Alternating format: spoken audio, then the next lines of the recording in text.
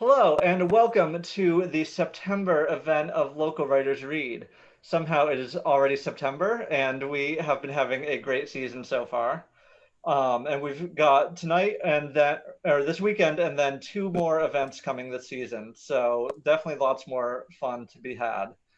Our theme today is shadows, and so we have with us two fantastic readers for tonight, and then three more lined up tomorrow. And shadows, I think, seems fitting as we're taking the turn into slightly cooler weather, slightly shorter days, and looking in toward fall. But then also shadows, the real, the physical, the mental, the emotional, good and bad. There are so many ways that this can be interpreted, looked at, examined. And we've got an excellent range of styles and genres coming to you this weekend. So without further ado, I will turn things over to Claire Guyton, my co-organizer for Local Writers Read, who will introduce our readers tonight, and we'll get to the fun. Yes, thank you. And let me just mention Quiet City Books, who provides us with a home in the non-virtual world when we don't have a global pandemic on. Thank you to Courtney, who is our host. When we can meet in the store, we will do that again one day, probably next season. And hopefully Courtney can join us after the reading and chat with us.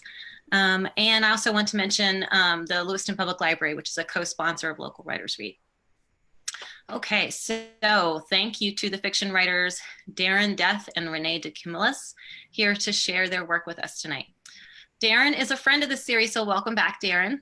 Thank you. Darren lives in Lewiston with his wife, Christine. His day gig is assistant program coordinator for New Beginnings, an organization dedicated to serving homeless youth.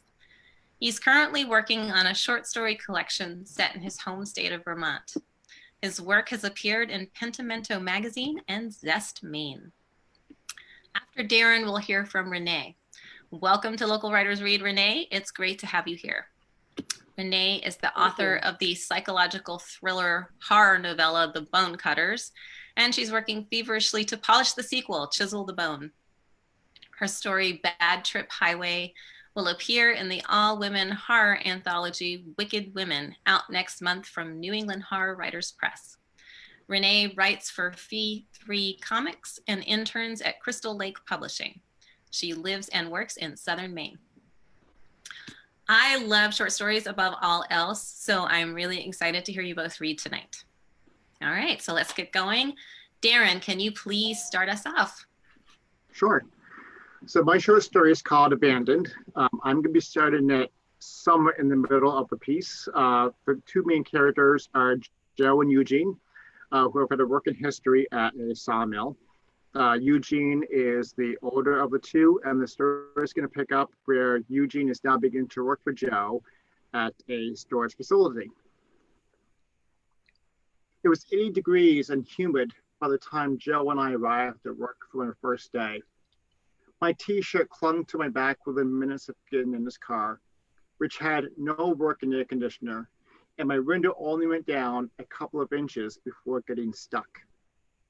At the office building, Joe went into the back room and fetched me a broom and dustpan. In a bucket, he put in a roll of garbage bags and a bundle of paper towels and handed it to me. I was heading out to the units when he tossed a pair of gloves. Shit, don't need those, I said. They're too big and they'll get in my way. I'd rather they slow you down a little than have you get cut or stabbed, Joe said. What, somebody living in the unit's going to come at me with a knife? No, Joe chuckled, but you're bound to find some broken glass or break it yourself. I grunted and said, any particular place you want me to start? Small ones first. They're usually the first ones to get rented. I nodded and hauled myself off to the first unit.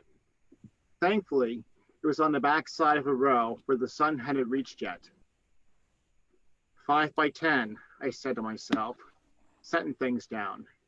This shouldn't be too bad. I heaved on the handle and the door slid halfway up before coming to an abrupt stop. I tried pushing up with both hands, but the thing wouldn't budge.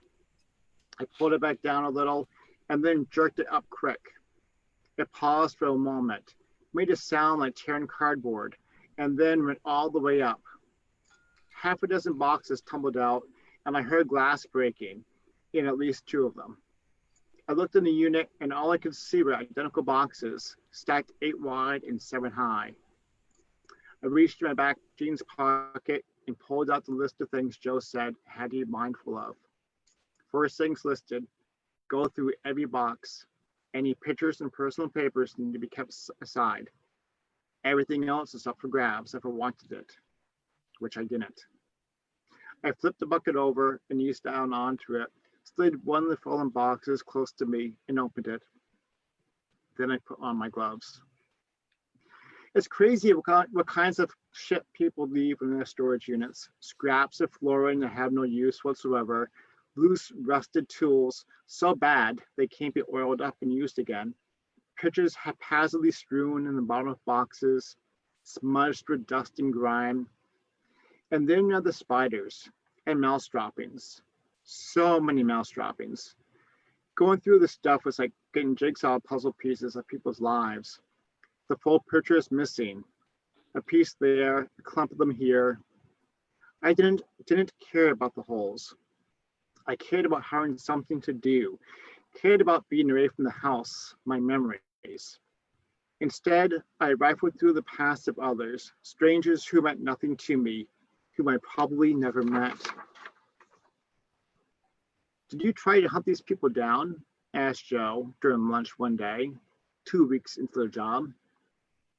By that time, I completed all the smaller units and was on to the larger ones. Joe inspected each unit after I was done and counted out my money from a folded wad he kept in his back pocket. Nah, he said. By law, I'm supposed to hold the personal stuff aside for a year. Keep going back and forth on that. He lit up a Camel. You know, if you haven't been here forever, why would 1 more year make any difference? But I'll probably keep it, just in case something happens. Why? Just wondering.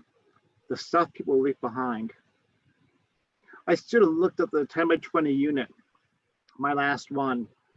I rubbed my gloved hand across my chin and set my bucket down. Could be a couple of days, could be a whole week. Never knew until the door went up. The heat had settled down at last, moving toward the autumn phase. And the trend would continue, according to the weatherman, which I was thankful for, as this particular unit never got any shade. I heaved and the door squealed all the way up. Fuck me, I said. All the rest of them I had done seemed to be in some orderly fashion, but this one, it looked like someone backed up with a dump truck and just let it fall in. Furniture all askew, some up on end, other pieces with the legs sticking up in the air. Every box crumbled some or other, even those of fragile scrawled and faded pink. If I didn't watch how I pulled things out, I could find myself buried. The smell of mold drifted out, mixing with that of mouse shit. I unclipped the radio from my belt and called into Joe. Going to need a mask for this one, I said. Think there's mold. A few minutes later, he rounded the corner and came down the long row of units. He carried one of those blue masks in one hand and had another perched on top of his head. I hope you're wrong, he said, pulling a flashlight out of his back pocket. I'll be paying a lot more than 3 to get this thing cleaned if you're right. He lowered his mask over his nose and mouth and stepped to the threshold, shining a light up at the white insulation in the ceiling. Don't see me there. He moved the light over what he could touch with it, removed his mask and breathed in. Nah, you're good. Shit's been here a long time, almost as long as the place has been here. Think it's old dust is all. All right, well, let me get to it then. I'll keep the mask in case it gets worse. Almost every time I pulled a box out, I had to arrange other ones so they wouldn't collapse and spill out. Most of the boxes either had Ellen's things or Sammy's things written on them. There's one marked Peter. It didn't take long to learn there's the people who were sick. In Ellen's things, I found multiple pill bottles, some of medicine still in them. Doctor's bills, insurance paperwork. I didn't read through them. Wasn't my business. Just scanned them long enough to see a name so I could decide whether it had to be kept or not. Sammy's things had something that looked like a breathing tube, with one of those oxygen masks at the end of it. It was small enough for a kid, like maybe a 3 to 4-year-old. Hospital bracelets, empty feeding bags, twice as many pill bottles as Ellen's. In the other units I emptied, everything seemed ordinary, typical run-of-the-mill stuff that anyone could have had in their home. And while I stated this was none of my business, I found myself thinking about what could it possibly be in Peter's things. His box was at the very top, about 2 layers back in, tipped up at an angle. I worked through my goal methodically, moving boxes to the side and creating a narrow opening that would allow me access sooner. A couple of them were too damaged to stack, so I pulled those out into the open and went through them quickly.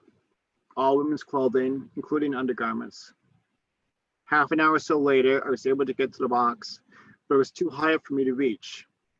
Using the broken handle of a broom I tugged out earlier, I moved the cardboard around enough to get it to come tumbling down to me. "What you doing, Eugene?" Joe asked. I dropped the box and heard glass breaking. "Thanks for scaring me, Joe. Now I've got even more broken shit to deal with." I picked up the box and backed my way out of the unit. "Looks like you're looking for something." "I was," I said, flipping the flaps of Peter's things open. "Jesus Christ, are those what I think they are?" Joe craned his neck to peer in. "If you're thinking bongs, you're right.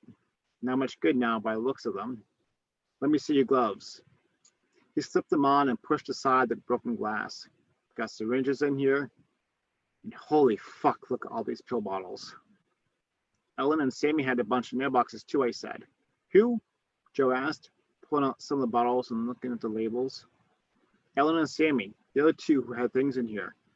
Sammy's a kid, sickly by the till of his boxes." Joe didn't say anything, but kept pulling bottles and looking at them. "Shit, the prescription's in here for at least half a dozen people. What's this?" He reached against the cardboard and yanked out a small, thin metal rectangle with an open battery compartment on its underside. Joe flipped it over and raised his eyebrows. He took the little flashlight he kept attached to his belt and removed the batteries. "Is that a scale?" I asked as he hit the on switch. "Yep," he said, turning it back off and shoving it into his back pants pocket. "What the hell did you weigh with that?" Joe shook his head no. "You don't want to know, Eugene." He looked around at the stuff I'd gone through and sorted. "What was the last name you found on the pills for the other two?" "Epsom," I said. A couple of pieces of paper had Ellen's last name as Bondcroft. Maybe her maiden name? "Epsom. Epsom," Joe repeated. "Christ, that name sounds familiar. Let me go ask my oldest to Google them. I'll be right back." I got back into going through more boxes. After a couple more clothing, I came across one holding 3 shoe boxes full of pictures. I knew these had to be held aside, but decided to go through them. Maybe put faces to the names. The first few showed a newly married couple, or so I assumed, due to the wedding cake in the background. As I pawed through them, I saw the passage of time together. On the beach, holding hands, kissing, painting their apartment, Ellen with her stomach getting bigger, an infant in the arms of a grandparent. I was up to the first birthday. The little boy dwarfed in a high chair, some kind of tube going up his nose and taped to his cheek. Ellen and Peter on either side of him, faces drawn and smiles forced. The gleam that the eyes held in the early photos were gone. "They're all gone," Joe said, walking toward me. "Thought I remembered the name." "What do you mean they're all gone?" I asked. "What happened?" "Drugs," Joe said, motioning to Peter's things. "They found him in an abandoned boxcar near the coast, about 30-40 miles from here. The parents were lying on the floor. The woman still had the needle stuck in her arm." "What about Sammy, the little boy?" I sat down as my head began to spin. "He was in a wooden crate. According to the newspaper, the authorities think he died a couple days after them." Joe shook his head. "Can't fucking imagine. Abandoned like that." He pulled the scale out of his back pocket and tossed it into the ground, where it burst into pieces and scattered across the pavement. Let's get done with this unit," he said, heading back to the office. I took another look at the photo in my hand, the one of the first birthday.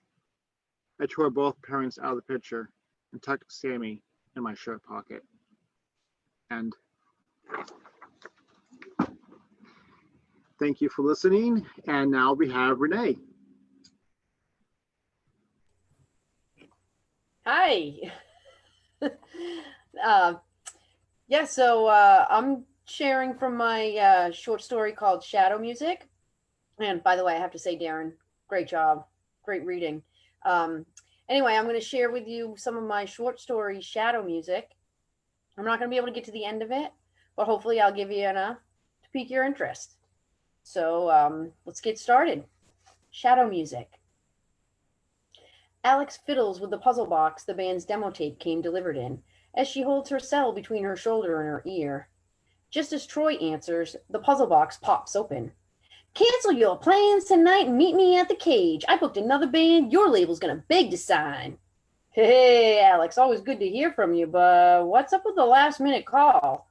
Quite short notice. Aw, come on, Troy. That shouldn't be a problem. You're used to short things. She laughs as she peers into the ornately carved cedar package in her hand. Though reminiscent of a lament configuration, this one is a bit bigger, with a black velvet-lined hollow center, the demo's cocoon. Hidden on an inside edge, the words shadow box are burned into the wood. Alex turns it all around in her hands. The light from her desk lamp shines through the rune-like carvings around the box's perimeter. Having dabbled in the occult herself, she's familiar with runes, but she realizes that these symbols are like none she's ever seen before. Hey, now, go easy on me. I haven't finished my first cup of coffee yet, and I'm locked down at the studio for a 4-hour session with a cup full of 5 a.m. gas station sludge. Hey, I feel you, man. Got a mug of instant dirt going as we speak. Alex sets the puzzle box aside and starts clicking around on her laptop to find out more about this band. So, we on for tonight? Troy has been Alex's concert buddy since high school. Now, with their mutual, though different music careers, they've been working together in an unofficial capacity for quite some time. Troy always tells her no one else in the city has the skinny on new bands quite like her. Alex's life is music 24/7. From her early morning 2 a.m. to 4 a.m. radio show, Alex's Electrified Metal Mayhem Mornings, AEM3 on the local rock metal station, to her booking bands for the 4 biggest clubs in the city. Alex lives and breathes metal music. And in the sea of ever-growing cookie-cutter pop twinge metal, the record company Troy works for needs her unrefined sense of which bands will melt faces and punch the heavens with millions of fists. Troy, he's always grateful for her underground metal insight. First, who are these guys, and what about them makes me want to cancel my date tonight? Nobody's. And if you want to talk chicks, this band, they put a capital P in progressive metal. Out of 6 members, 3 are women. Ha! There'll probably be more chicks on stage than in the audience. In her experience with local metal shows, Alex hasn't seen many women frequent the events, especially the progressive metal gigs, and she can often only get her male friends to attend the shows with her. Through her office door window, Alex sees her manager, Clay, opening up the radio station for the day and finally brewing that first pot of fresh coffee. A few coworkers amble in soon after. Okay, cool. Chicks in a metal band. Not new, but not common. I dig it, as long as they're not sporting headsets and lingerie.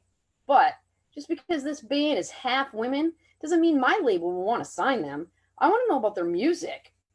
Dude, chill. I was getting to that. Plus, if I recall correctly, the last 2 bands I had you check out were signed to your label. Just trust me on this. I felt it in my gut.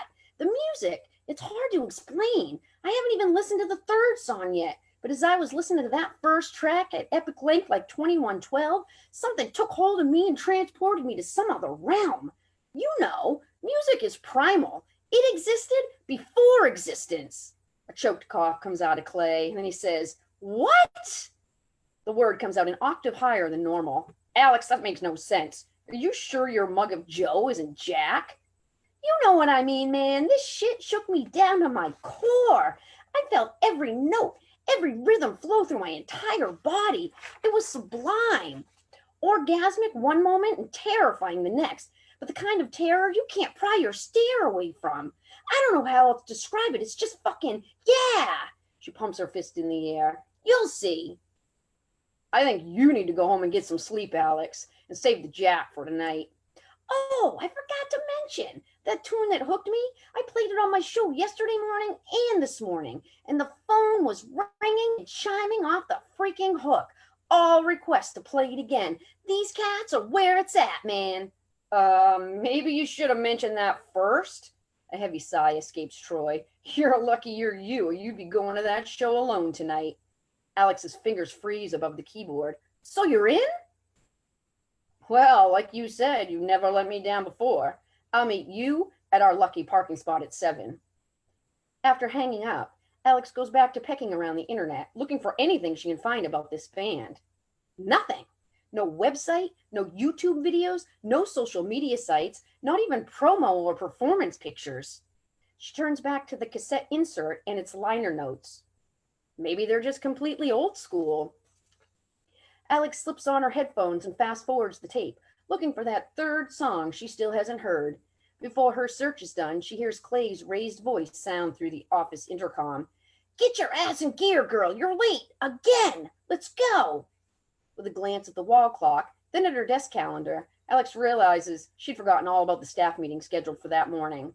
That third song will have to wait. Later that night, sitting at the bar in the fog-filled club before doors open, Alex and Troy await the band's arrival. The backstage passes hanging from their lanyards shimmer in the low-angled lighting. I'm telling you, man, just you wait and hear them. This band, they're gonna grab you by the jujus and not let go. Alex looks at the walls around the club and sees the same rune-like symbols as on the shadow box. The cryptic images are emitting light, as though they've been carved in and somehow backlit. Well, what's up with booking the show so quickly? Troy adjusts the skull and blazing collar of his black button-down shirt as Joey, the burly bartender with the blue mohawk, hands him his scotch on the rocks. A wink and a thank you later, and Troy's back to business. And what did you say they call themselves? Because these are old school cats with mind-blowing talent, real talent. Their demo was recorded analog. They sent me a cassette, a fucking cassette, man. Alex's demeanor changes a bit when she says, the band explicitly requested this club on this exact date, June 6th. Hyping that 666 as hard as they can, I guess. I didn't even pull their demo out of my mailbox until 2 days ago. But there was a last-minute cancellation. The singer and lead guitarist of Face Melter were mugged, beat up, and are in the hospital in critical condition. Troy coughs out, what the fuck, seriously? Yep, some psycho meth head hiding under a hoodie and swinging nunchucks. Fuck them up bad. Anyway, sucks for Face Melter, but stellar for these cats. And why no third song? I'm a busy chick at the station, and my boombox at home is on the fritz. I'm telling you, just you wait. Wearing enough rings to double his brass knuckles, she muckles a hold of the beer Joey just handed her. I couldn't even find them online. No website, not even a YouTube video or a social media site. Old school all the way, baby. Troy raises his glass in the air. Alex mimics the gesture. After clicking their drinks together, they say in stereo, to old school. Alex hears the doors to the venue open, and concertgoers start rushing into the club. So, where are they from? They local? Alex shrugs. No clue. They called me to follow up. I was frantic trying to find out how to get back to them, then poof, they called the station at 3 o'clock in the fucking morning, man. AEM3 listeners, maybe. Could be local, but with your show now streaming, no way to know without asking. So, how you know the band has 3 women? Ever heard of a cassette insert? And you call yourself an A&R guy. She laughs and playfully backhands him in the chest. It's strange. The demo package was specifically addressed to me in an ancient-looking puzzle box, and the liner notes are minimal. No studio or engineer credits, not even a copyright date. Just the list of songs, the list of band members, and for the cover, no photo. Just that.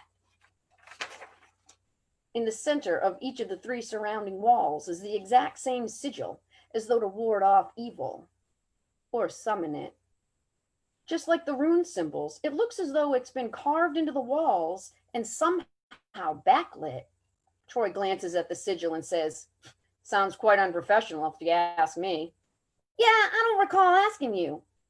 All of this? Alex points around the club at the club's decor. They somehow did this. And pulling this shit off at the last minute, there's professional for you. I guess they sent people in this afternoon, decked the place out in all manner of esoteric, creepy-ass shit. I've dealt with many bands who claim they're satanic and dress the part to hype the gimmick, but the others, they didn't have this much get up and go. Troy shrugs. He doesn't pay much attention to the glitz. So, 3 women in the band. Besides vocals, what instruments do they play? Vocals? No, the singer's a dude, you sexist bigot.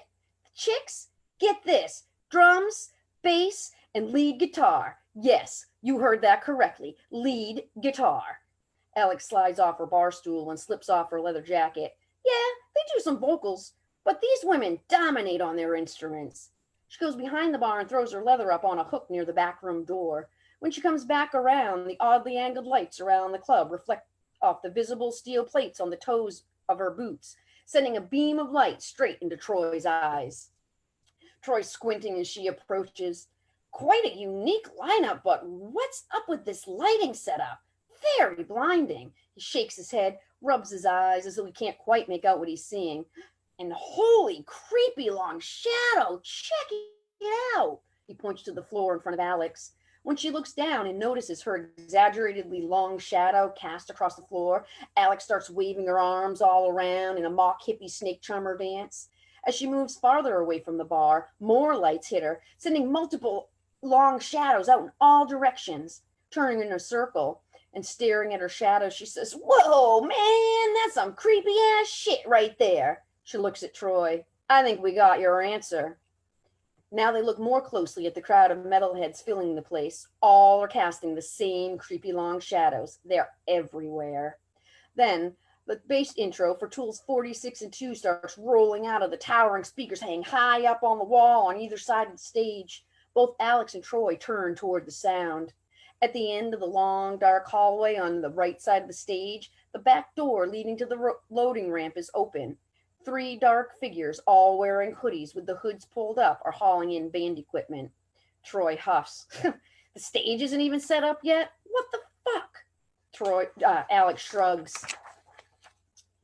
As the chorus kicks in and Maynard's singing about change coming through his shadow, Troy slides off the bar stool and says, "Hyping not the audience with a band like this band, whatever they call themselves, they better bring their A game."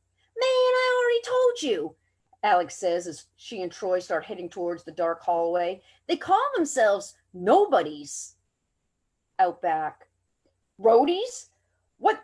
How can some no-name band hire roadies?" Troy's getting impatient. All 3 roadies are up on stage setting up the band's gear while Alex and Troy stand in the open doorway at the back of the club. At the end of the loading ramp is a black cargo van with its back doors butterflied open. The van has no side windows. The windows on the back doors and the front doors are heavily tinted. And what unsigned band doesn't ride along with their gear? Where the fuck are they? Show starts in 30 minutes. Troy's face flushes from annoyance. Alex's shoulders hike up along with her eyebrows. A moment later, staring back at the van, Alex says, "Man, that looks like a sketchy child molester van." Shaking in faux creep out, she adds, "Oof, gives me the shivers." Troy slaps her on the shoulder. Ha, more of their gimmick. Alex rolls her eyes as they both turn and head back inside. Alex and Troy are now standing at the opening of the long, dark hallway, still waiting to greet the band. They still haven't arrived. Show starts now in 15 minutes. "So, no sound check, huh?" Troy's leaning against the wall, smirking. "This band is really full of themselves if they think they can pull off a decent gig without a sound check. Every band sound checks, even the arena players. What the fuck is up with these nobodies, Alex? A club all decked out in creepy decorations won't make up for a suck-ass performance." "Man, you need to relax. Let's go get another drink before the show starts." They start making their way through the growing crowd just as the soothing, finger-picking guitar intro of Shadows Falls, the Light That Blinds rolls out of the speakers. Shadows of concertgoers flow and sway across the floor and the walls. Alcohol splashes over edges of red plastic solo cups with every shoulder bump greeting and every metalhead fist pump. The floor is getting stickier by the second and the beer stink is already rising.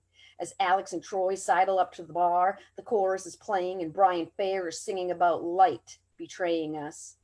Alex leans an elbow on the glossy oak bar and nods at Joey.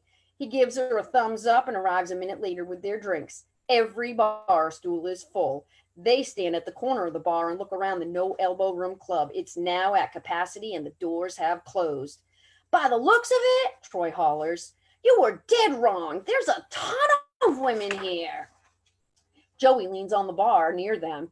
Yeah, have you ever seen a 50-50 mix of dudes and chicks at a show like this? Bringing out the ladies. Looks like you discovered one hell of a band, Alex. And you know what they say. When the ladies come to your shows, you've made it as a band. Alex, Joey, and Troy all high five. Alex says, you're welcome, as Joey walks back to the cooler. Alex beams as she scans the scene. She stands on her toes and hollers into Troy's ear. I guess this band's music has one hell of a reach. Something pulls her eyes away from the crowd toward the darkness beside the stage. Alex nudges Troy and points to the 6 cloaked images flowing through the back door at the end of the long, dark hallway.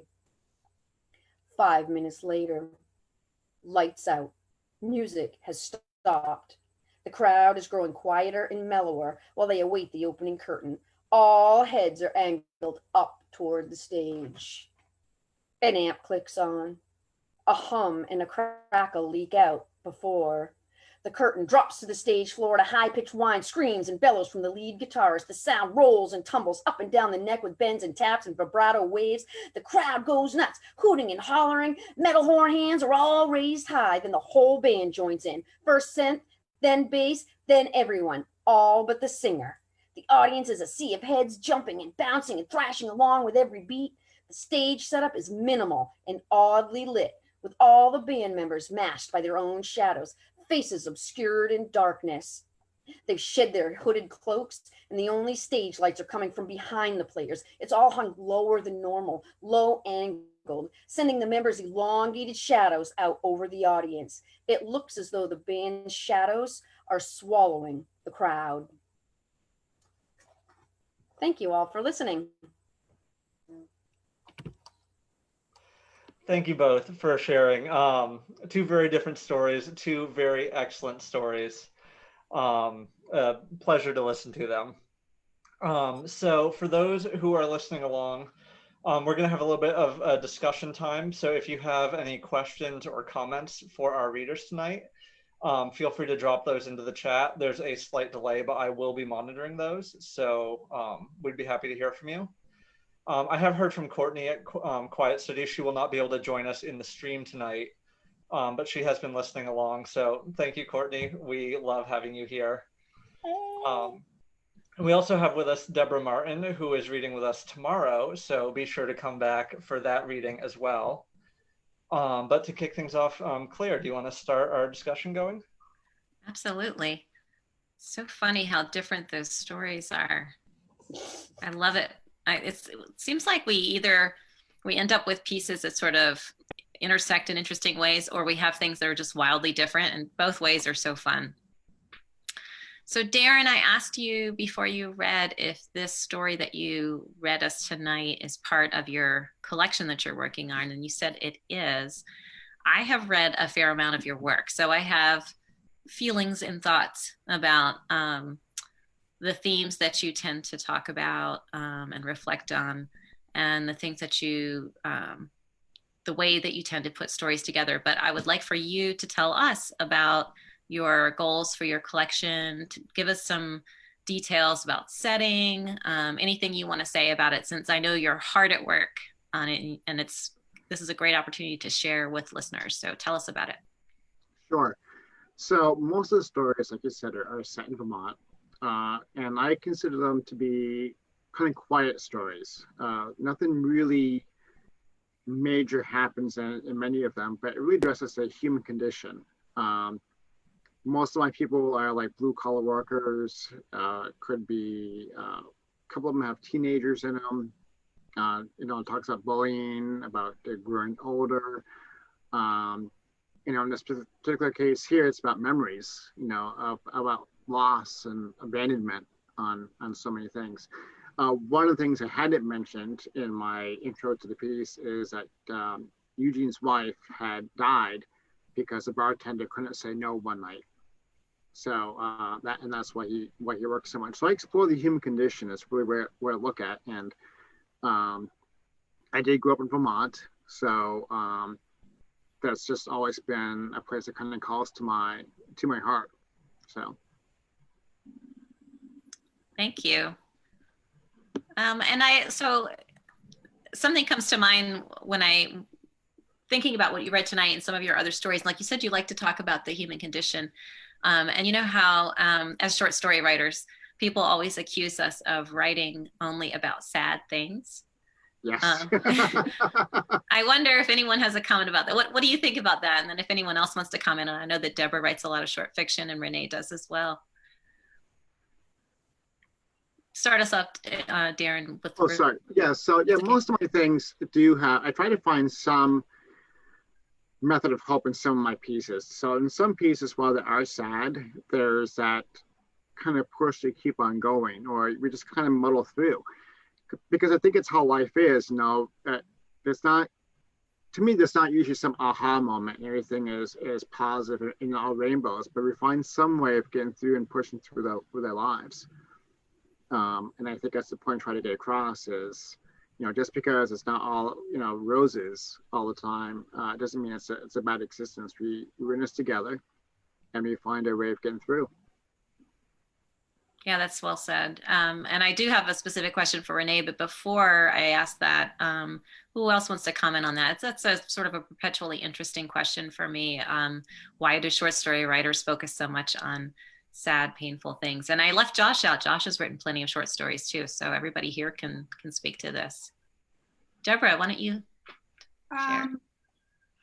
I guess I would say that I think that a lot of the stories that I write or the short stories I read, they're about some critical emotion, but I also think that short fiction is character driven, and who those characters are and how complex they are is as much part of the story as what actually happens.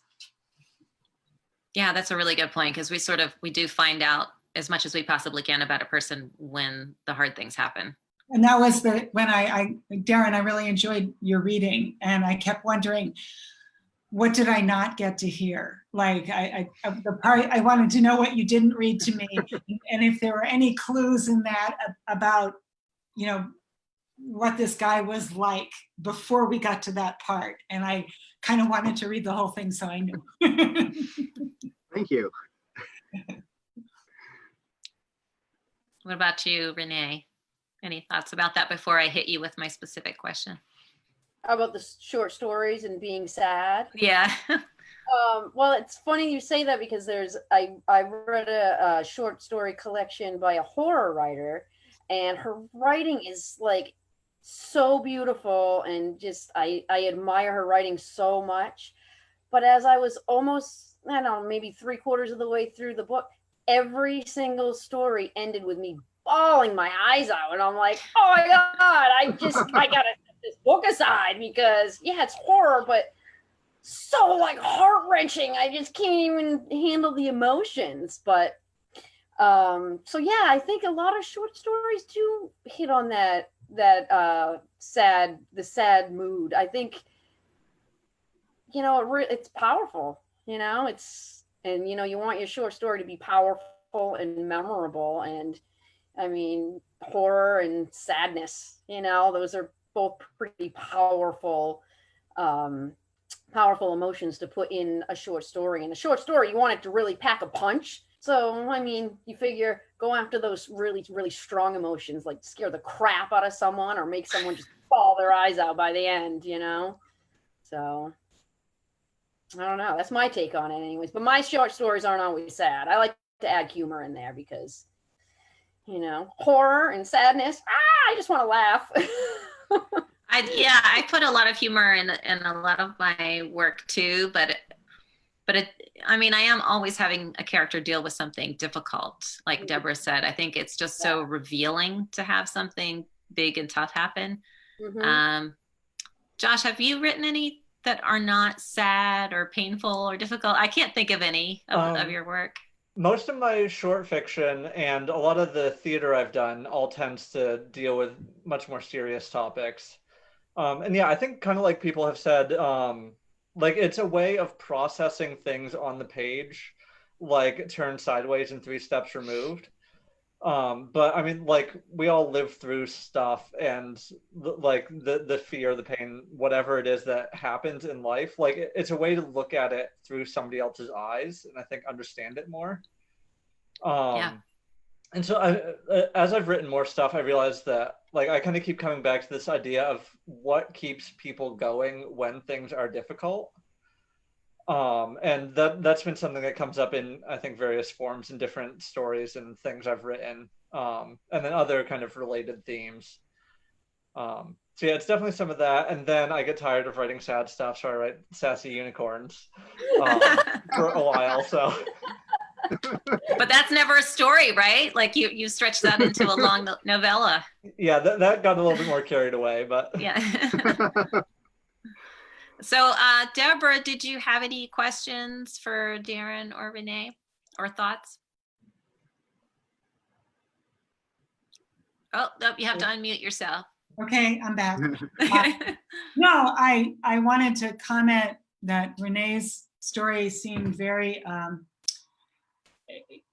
it wasn't just the reading, it was the story itself and the words, very theatrical and cinematic to me. And I just wondered if she thought about it that way as she was writing it, like she was writing a play or a movie. Good question. Well, when I write, it's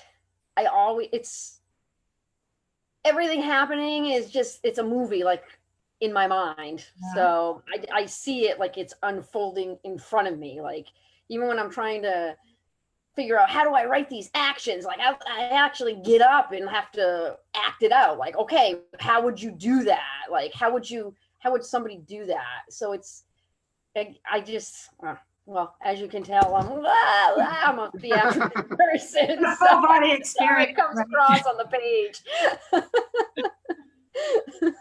Thought so.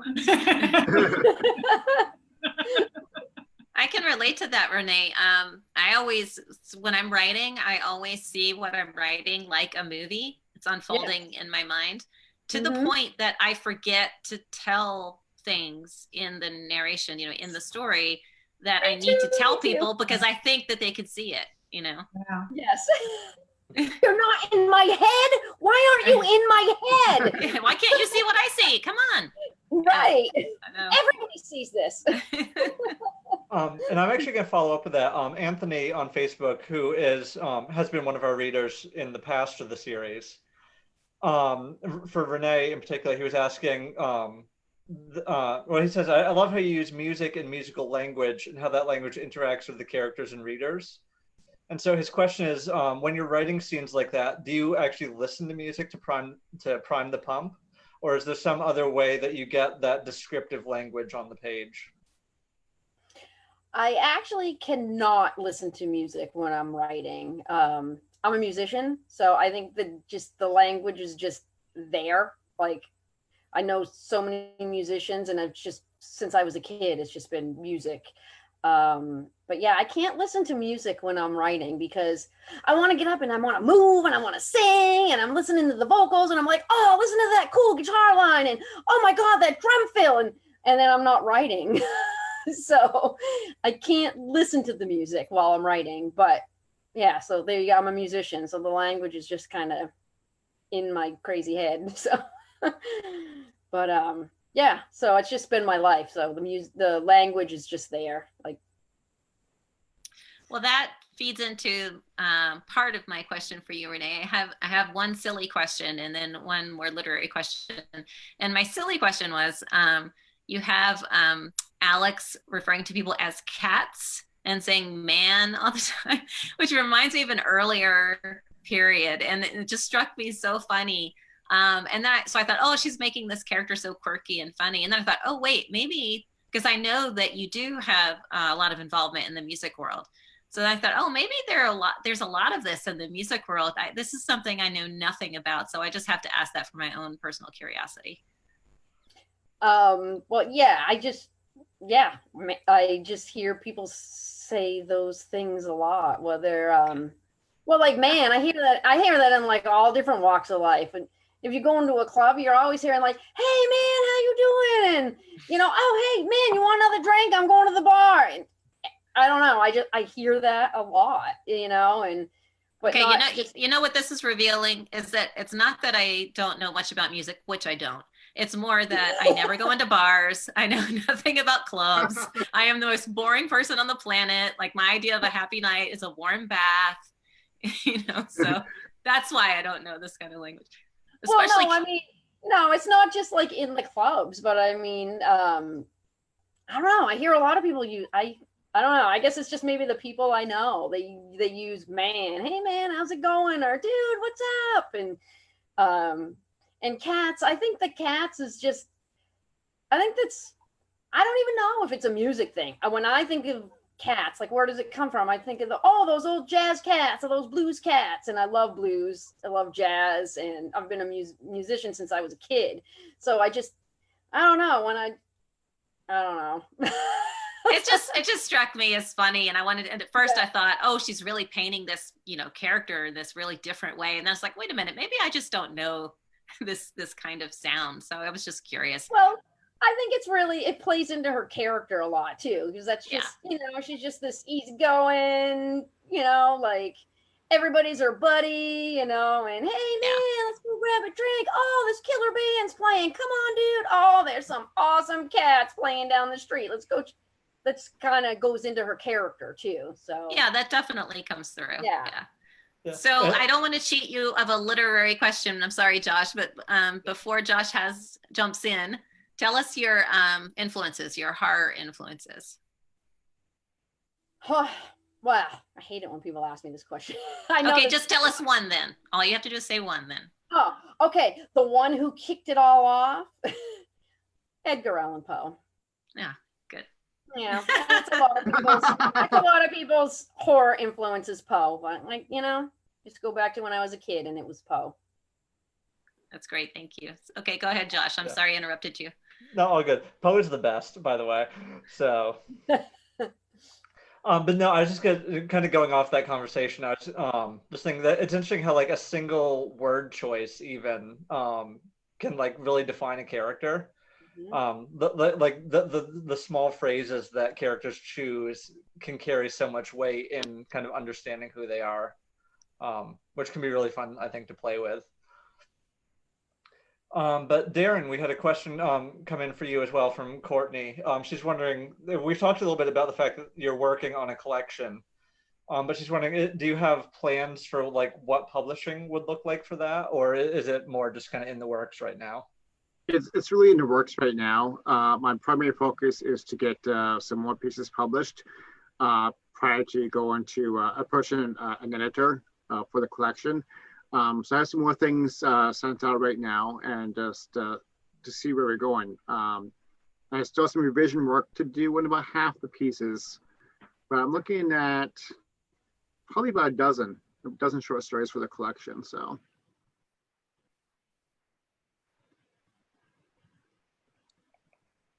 Okay, so yeah, that's all the questions we've had come in on Facebook. But does anyone here have any final thoughts, questions, comments, anything? Well, one thing I tossed up about the music piece is that I do use music when I'm writing. This is actually probably the first piece I've written in a very long time that I did not use music for. In the first draft of it, I did for the editing portion of it. Most of it tends to be just music, no lyrics. New Age comes into play a lot, like Yanni, George Brinston, and the piece I had published in Zest magazine 2 months ago, that actually included a YouTube video of the music I listened to when I was writing the piece.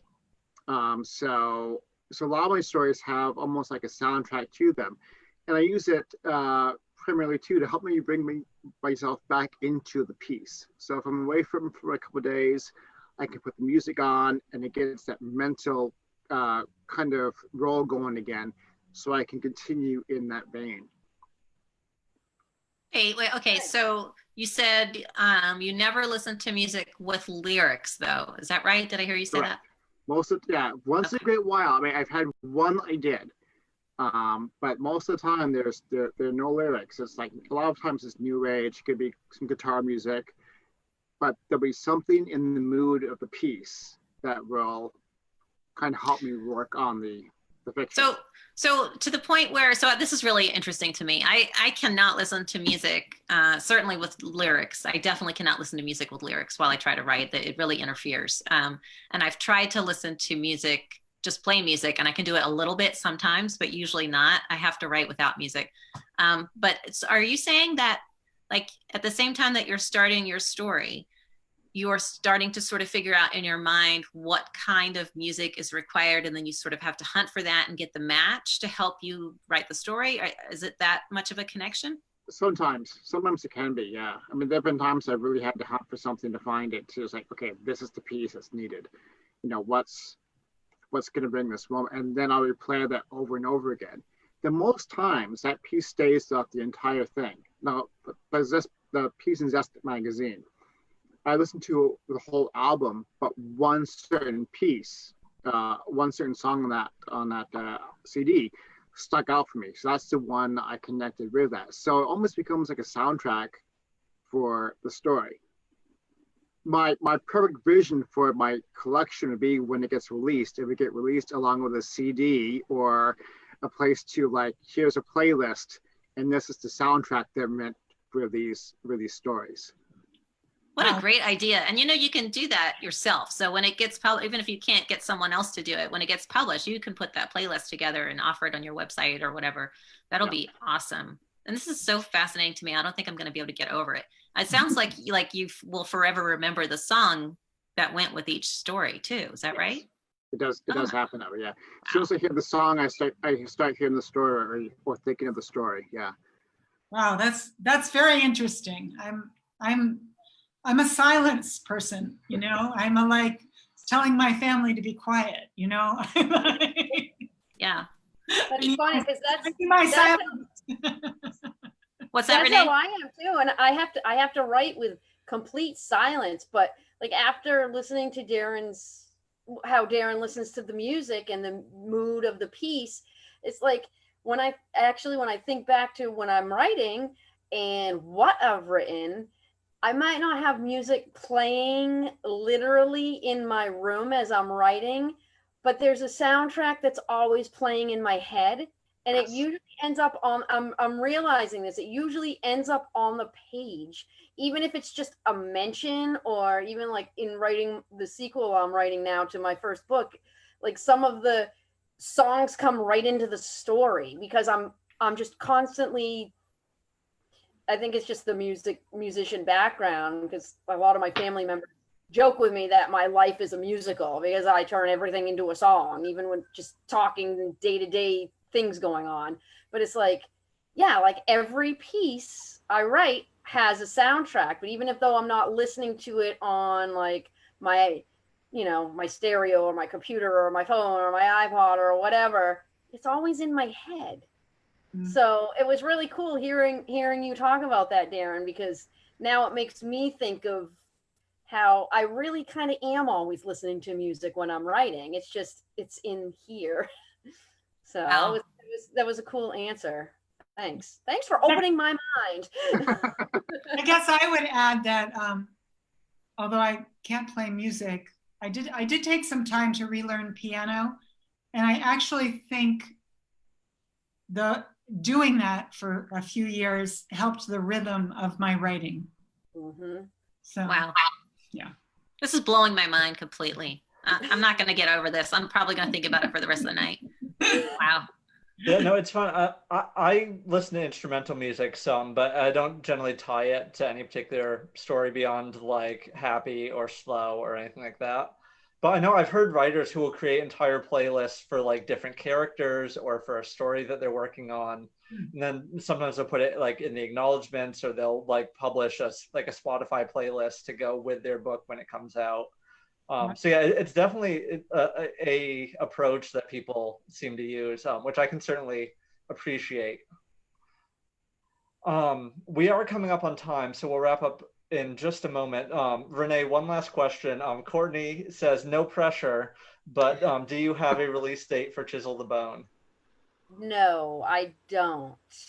I'm a very optimistic person. I'm just writing the last chapter of the first draft, but I'm going to polish this baby up and it's going to be spick and span and somebody's going to snag it right up. So hopefully 2021, but yeah, I'm optimistic.